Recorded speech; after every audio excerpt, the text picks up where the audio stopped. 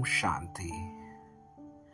अव्यक्त स्थिति में स्थित होने से पुरुषार्थ की गति में तीव्रता।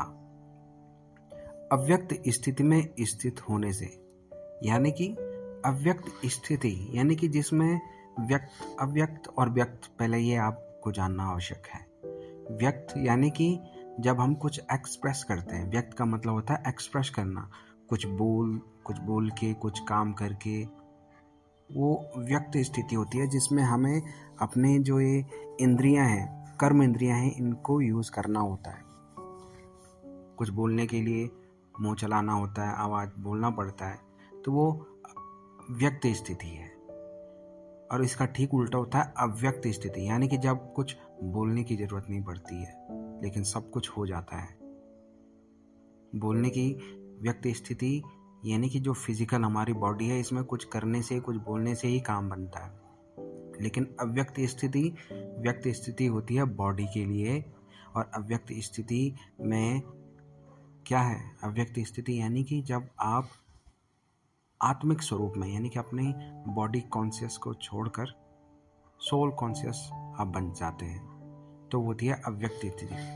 अव्यक्त स्थिति यानी कि जब आत्मा होती है तो आत्मा को कुछ बोलने की ज़रूरत नहीं होती, वो सब कुछ समझ सकती है, सब कुछ महसूस कर सकती है, सब कुछ करवा सकती है।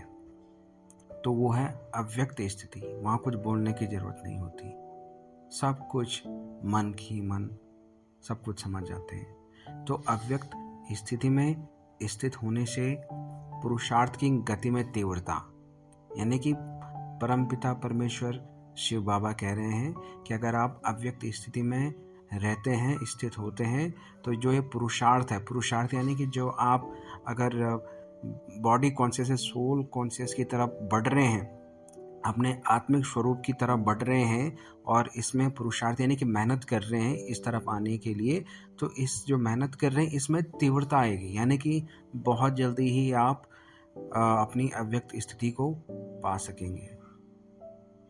और ये पुरुषार्थ यानी कि जो आप और लोगों को भी इसी मार्ग पर ले जाने के लिए प्रयास कर रहे हैं, औरों को भी ज्ञान दे रहे हैं, औरों को भी वो महसूसता करवा रहे हैं परमात्मा की, वो प्रत्यक्षता करवा रहे हैं उनको। यानी कि उन्हें आपके बोल में, उन्हें आपके व्यवहार में कुछ ना कुछ ऐसा महसूस हो रहा है कि जिससे वो समझ रहे हैं कि हाँ, इसमें कुछ तो बात है, इसकी वाणी में, इसके कर्म में, इसके मन में कुछ ऐसी बात है, कुछ मतलब देवीय टाइप का कुछ है, वो ये महसूस करेंगे। और वही महसूसता आपको उन्हें भी करवानी है, उनको उनका रियल स्वरूप जानने में उनकी मदद करनी है और परमात्मा के समीप उनको लाना है। तो यही पुरुषार्थ है, यानी कि जो ज्ञान, जो शक्ति, जो पवित्रता, जो महसूसता आपने परमात्मा से प्राप्त की है और अब आप अपने रियल स्वरूप में जाग चुके हैं, तो वो सारी सिद्धियाँ, वो सारी प्राप्तियाँ, वो सारी शक्ति, महसूसता, प्रत्यक्षता आपको औरों को भी देकर और उनको उनके रियल स्वरूप को महसूस करवाना है और परमात्मा के समीप लेके जाना है। क्योंकि ये मेहनत क्यों करवा रहे हैं परमपिता परमेश्वर, और परमात्मा को क्यों ज़रूरत पड़ी है कि हमसे वो ये ऑर्डर देकर कह रहे हैं कि औरों को भी जगाओ। क्यों उन्हें जगाने की ज़रूरत है? और कौन सो रखा है? सारे तो जागे हैं। जागे तो हम इस बॉडी कॉन्शियस में है ना। ये जो बॉडी है, हम सोच रहे हैं कि हम जागे हैं तो जागे हैं, लेकिन आत्मिक रूप से हम जागे हैं या नहीं जागे हैं? ये कलयुगी नींद है।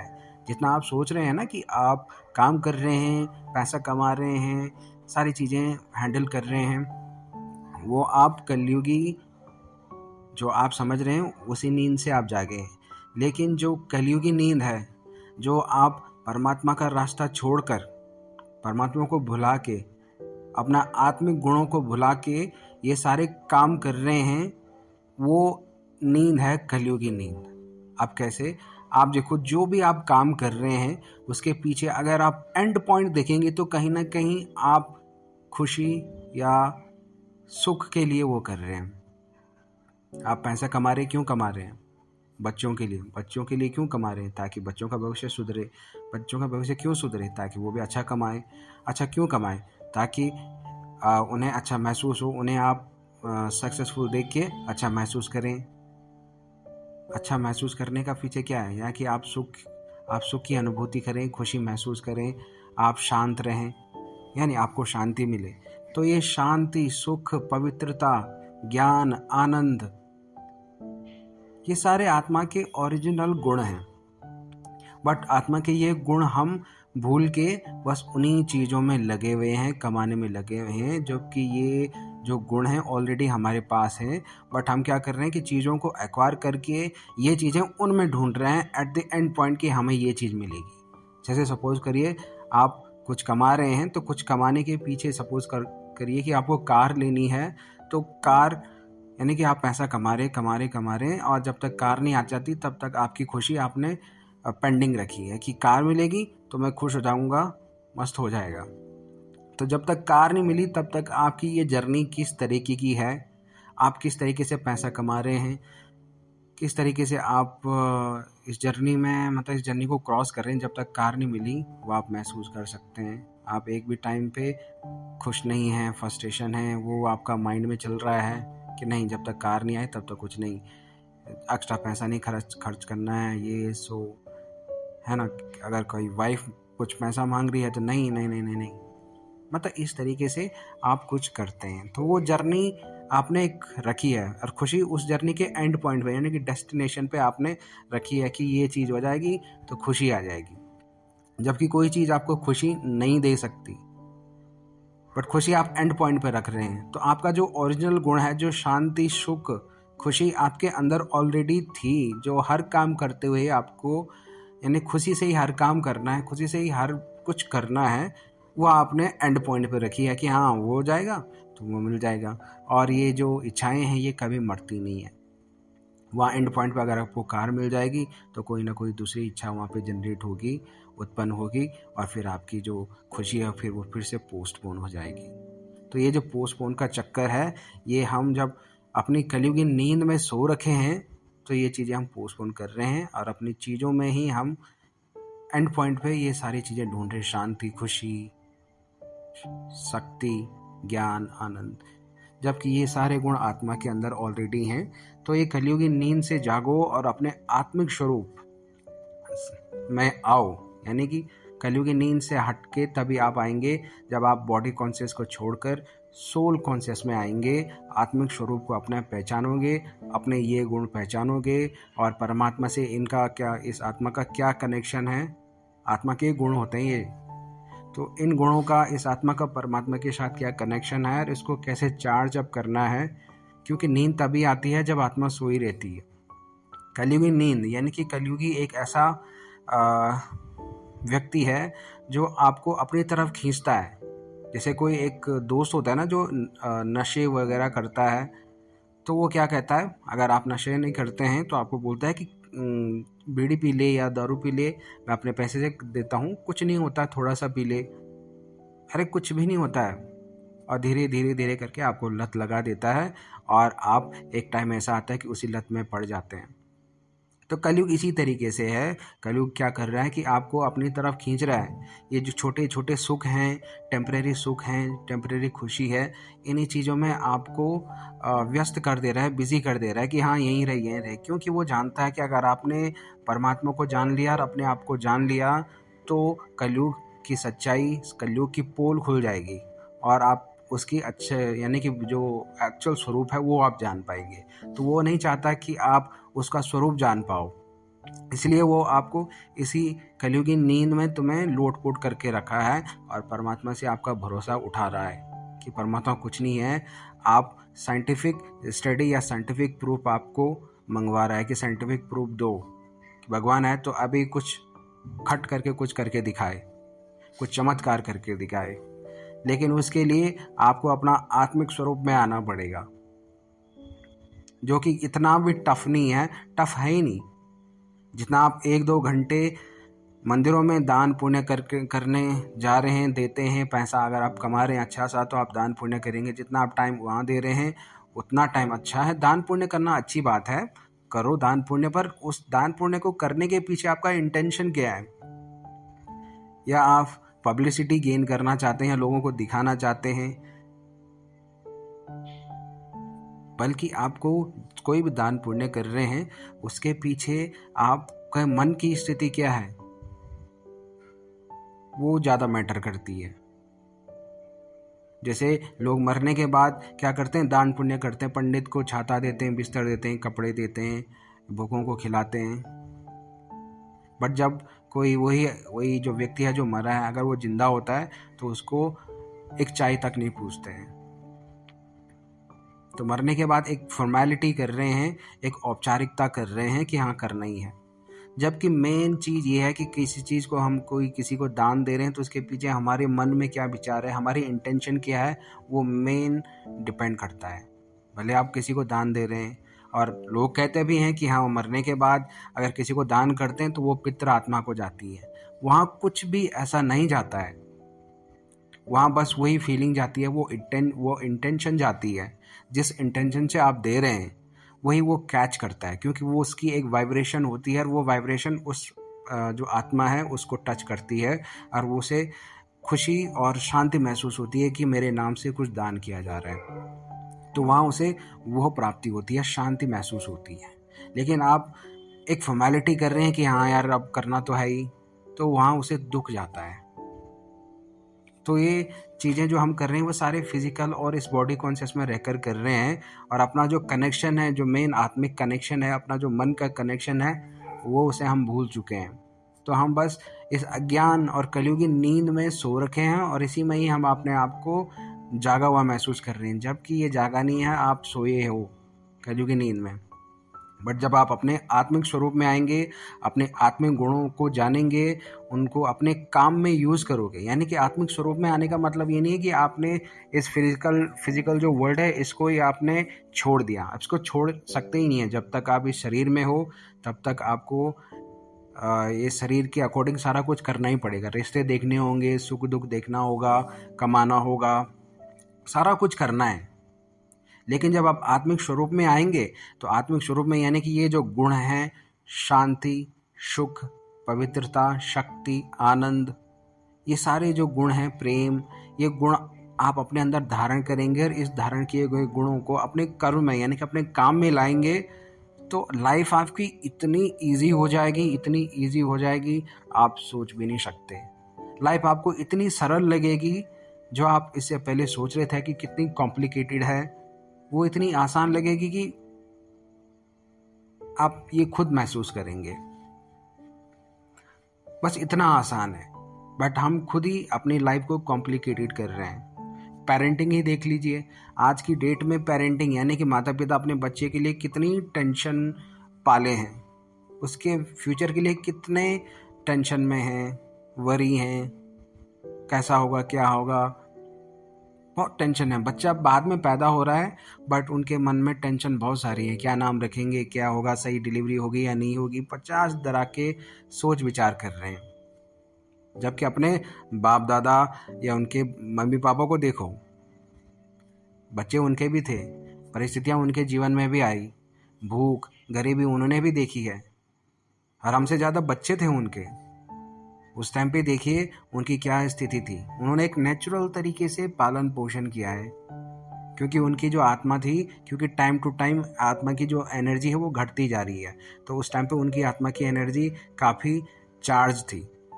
बट अभी टाइम टू टाइम ये डिप्लीट होती जा रही है। तो आज की डेट में वही उसी सिचुएशन में वही बच्चों का लालन पालन करने में हमारी जो है हमारी आत्मिक जो एनर्जी वो घट चुकी है, और हम इसे इतना टफ समझ रहे हैं कि इसी को ही मतलब टफ समझ रहे हैं।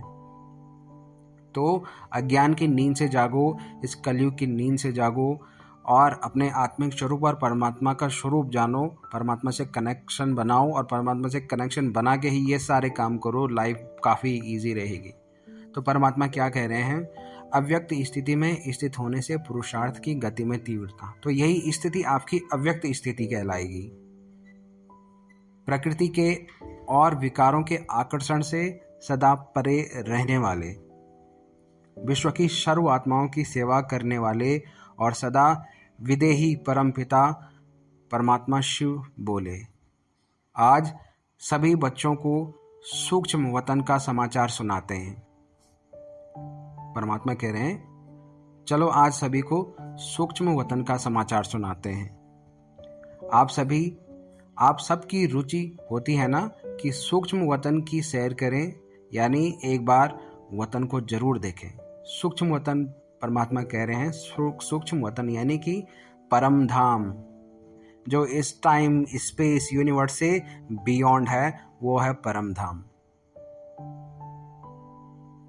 तो परमात्मा कह रहे हैं, जहाँ हमारे आत्मा का घर है, जहाँ हमारे परमपिता परमेश्वर शिव बाबा रहते हैं, the higher power, the source of energy, वो है परम धाम और वो है शिव बाबा। तो परमात्मा कह रहे हैं, आज सभी बच्चों को सूक्ष्म वतन का समाचार सुनाते हैं। आप सबकी रुचि होती है ना कि सूक्ष्म वतन की सैर करें, यानी एक बार वतन को जरूर देखें। पता है कि यह इच्छा, वह संकल्प क्यों होता है? क्योंकि बाप दादा सूक्ष्म वतनवासी बन पार्ट बजाते हैं, इसलिए संकल्प आता है कि हम भी एक बार बाप दादा के साथ यह अनुभव करें। इसलिए बाप दादा ही अपना अनुभव सुना देते हैं। यह तो मालूम है ना कि सबसे मुख्य अनुभव करने व सुनने का दृश्य किस समय होता है? विशेष बच्चों के प्रति अमृत वेले का समय ही निश्चित है। यानी कि यह तो मालूम है ना कि सबसे मुख्य अनुभव करने व सुनने का दृश्य किस समय होता है। परमात्मा कह रहे हैं कि ये जो अनुभव करना और सुनने का दृश्य किस समय होता है, यानी कि जो हमारा डे का पूरा टाइम होता है, उस टाइम पे ये जो सूक्ष्म वतन है, परम धाम है, इसको सुनने और देखने का समय होता है। वो दिन का समय होता है सुबह की 4 से 5 बजे, जिसे बोलते हैं ब्रह्म मुहूर्त, और इसे बाबा की भाषा में कहते हैं अमृत वेला, यानी कि ऐसा टाइम पीरियड जिसमें अमृत ही अमृत आपको मिलता है। तो अमृत वेला, बाबा कह रहे हैं कि अमृत वेला, आप 4 से 5 बजे उठेंगे तो अमृत वेला आपको परमात्मा की एनर्जी का आभास होगा, ब्रह्म धाम का आभास होगा, और एक दिव्य शक्ति आपके अंदर आएगी और वही आप महसूस करेंगे। ये 4 से 5 बजे का ब्रह्म मुहूर्त का समय आपको एक एनर्जी से भर देगा, परमात्मा से कनेक्ट करेगा, और इस कलयुग की नींद से परे, इस अज्ञान की नींद से परे आपको परमात्मा से कनेक्टेड रखेगा। और ये एनर्जी आप अपने अंदर भरोगे, अपने आत्मिक गुणों को अपने अंदर उभारोगे और अपने आत्मिक गुणों में आओगे, तो ये जो कलयुगी नींद है, जो अवगुण हैं, जो विकार हैं, ये ऑटोमेटिकली सारे भस्म हो जाएंगे और परम धाम की छवि, परम धाम को आप देख पाएंगे, महसूस कर पाएंगे और उस परमात्मा को महसूस कर पाएंगे। तो 4 से 5 बजे का समय, जिसे ब्रह्म मुहूर्त कहते हैं, जिसे अमृत वेला कहते हैं, ये समय है परम धाम को देखने का, उस दृश्य को महसूस करने का। तो बाबा यही कह रहे हैं, यह तो मालूम है ना कि सबसे मुख्य अनुभव करने व सुनने का दृश्य किस समय होता है। विशेष बच्चों के प्रति अमृत वेले का समय ही निश्चित है। फिर विश्व की अन्य आत्माओं के प्रति यथा स्थिति भावना का फल व कोई भी रजो प्रधान कर्म अल्पकाल के लिए जिन आत्माओं द्वारा होते रहते हैं, उनको भी उनके कर्मों के अनुसार अल्पकाल के लिए फल देने के प्रति, साथ साथ सच्चे भक्तों की पुकार सुनने और भक्तों की भिन्न भिन्न प्रकार की भावना के अनुसार साक्षात्कार कराने, और अब तक भी चारों ओर कल्प पहले वाले छिपे हुए ब्राह्मण आत्माओं को संदेश पहुंचाने के लिए बच्चों को निमित्त बनाने के कार्य में पुरानी दुनिया को समाप्त कराने, अर्थ निमित्त बने हुए वैज्ञानिकों की देखरेख करने, ज्ञानी तो आत्मा स्नेही व सहयोगी बच्चों को सारे दिन के अंदर ईश्वरीय सेवा का कार्य करने व मायाजीत बनने में हिम्मते बच्चे मददे बाप के नियम के अनुसार उनको भी मदद देने के कर्तव्य में ड्रामा अनुसार निमित्त बने हैं। अब साझा की बाप सारे दिन क्या करते हैं। अब समझा कि बाप सारे दिन क्या करते हैं। एक बार फिर से पढ़िए। कह रहे हैं,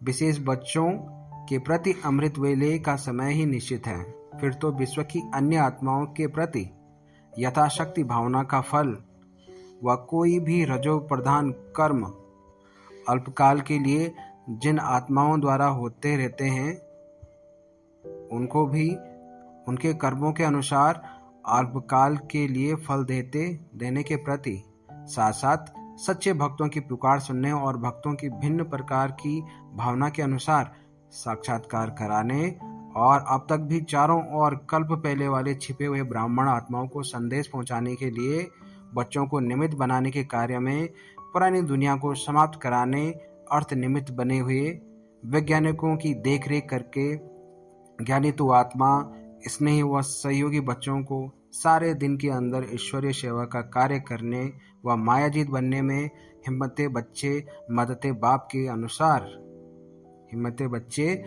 बाप के नियम के अनुसार उनको भी मदद देने के कर्तव्य में ड्रामा अनुसार निमित्त बने हैं। अब समझा कि बाप सारे दिन क्या करते हैं। साकार बाप भी अब अव्यक्त होने के कारण क्विक स्पीड में निराकार बाप के साथी व सहयोगी सदा काल के लिए बनने का पाठ बजा सकते हैं। साकार बाप यानी कि ब्रह्मा बाबा, साकार बाप भी अब अव्यक्त होने के कारण क्विक स्पीड में निराकार बाप के साथी व सहयोगी सदा काल के लिए बनने का पाठ बजा सकते हैं। ब्रह्मा बाबा अव्यक्त शरीरधारी शरीर के बंधन में न होने के कारण जैसे अब क्विक स्पीड में बाप समान साथी बने हैं, वैसे व्यक्त में भी साथी नहीं बन सकते थे। क्यों नहीं बन सकते थे? कारण क्या है? जो व्यक्त और अव्यक्त में अंतर पड़ जाता है कि व्यक्त शरीर में फिर भी व्यक्त शरीर के प्रति समय देना पड़ता है और कभी कभी कर्म भोग के प्रति भी अपने निमित्त सर्व शक्तियों को यूज करना पड़ता है। तो व्यक्त शरीर में स्वयं के प्रति, बच्चों के प्रति और विश्व के प्रति, इन तीनों में ही समय देना पड़ता है और व्यक्त शरीरधारी होने के कारण व्यक्त साधनों के आधार पर सर्विस करनी पड़ती है, लेकिन अव्यक्त रूप में स्वयं के प्रति भी साधनों का आधार नहीं लेना पड़ता। इस प्रकार एक तो संपूर्ण होने के नाते संपूर्णता की तीव्र गति है, दूसरा स्वयं पर समय व शक्तियां योजना करने के कारण सेवा में भी तीव्र गति है, तीसरा विनाशी साधनों का आधार न होने के कारण संकल्प की गति भी तीव्र है। संकल्प द्वारा कहीं भी पहुंचने और विनाशी शरीर द्वारा कहां पहुंचने में समय और शक्ति का कितना अंतर पड़ जाता है, ऐसे ही व्यक्त और अव्यक्त की गति में भी अंतर है। साइंस वाले समय को और अपनी एनर्जी यानी मेहनत को, साधनों के विस्तार को सूक्ष्म और शॉर्ट कर रहे हैं, कम से कम 1 सेकंड तक पहुंचने का तीव्र पुरुषार्थ कर रहे हैं और सफलता को पा रहे हैं।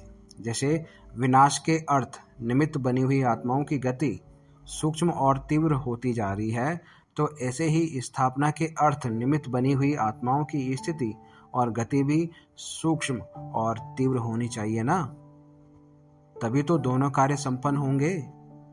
तो अब व्यक्त शरीर में और अव्यक्त शरीर में अंतर समझा। अव्यक्त होना ड्रामा अनुसार किस सेवा के निमित्त बना हुआ है, क्या इस रहस्य को समझा? ब्रह्मा का पाठ स्थापना के कार्य में अंत तक नूंदा हुआ है। जब तक स्थापना का कार्य संपन्न नहीं हुआ है, तब तक निमित्त बनी हुई आत्मा का पाठ समाप्त नहीं होना है। वह तब तक दूसरा पाठ नहीं बजा सकते। जगत पिता के नए जगत की रचना संपन्न करने का पाठ ड्रामा में नूंदा हुआ है। मनुष्य सृष्टि की सर्व वंशावली रचने का सिर्फ ब्रह्मा के लिए ही गायन है। ग्रेट ग्रेट ग्रैंडफादर इसलिए गाया हुआ है। सिर्फ स्थिति, स्थान और गति का परिवर्तन हुआ है, लेकिन पाठ ब्रह्मा का अभी तक वही है। कईयों के संकल्प पहुंचते हैं कि इतना समय बाबा क्या कर रहा है। बाप भी प्रश्न पूछते हैं कि क्या ब्रह्मा के साथ ब्राह्मणों का सर्व आत्माओं के कल्याण अर्थ निमित्त बनने का पाठ व नई सृष्टि की स्थापना का नोंदा हुआ पाठ समाप्त हुआ है? जब पाठ समाप्त नहीं हुआ और सृष्टि का परिवर्तन ही नहीं हुआ तो ब्रह्म का पाठ समाप्त कैसे होगा?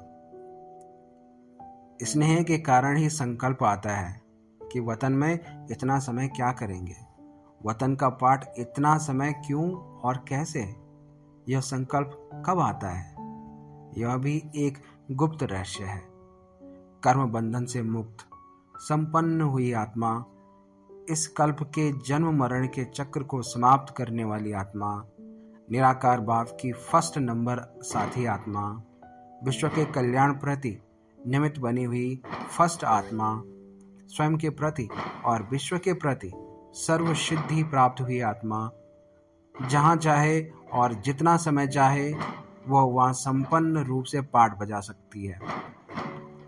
जब अल्पकाल की सिद्धि प्राप्त करने वाली आत्माएं अपनी सिद्धि के आधार पर अपने रूप परिवर्तन कर सकती है, तो सर्व सिद्धि प्राप्त हुई आत्मा अव्यक्त रूपधारी बनकर जितना समय चाहे, क्या वह उतना समय ड्रामा अनुसार नहीं रह सकती?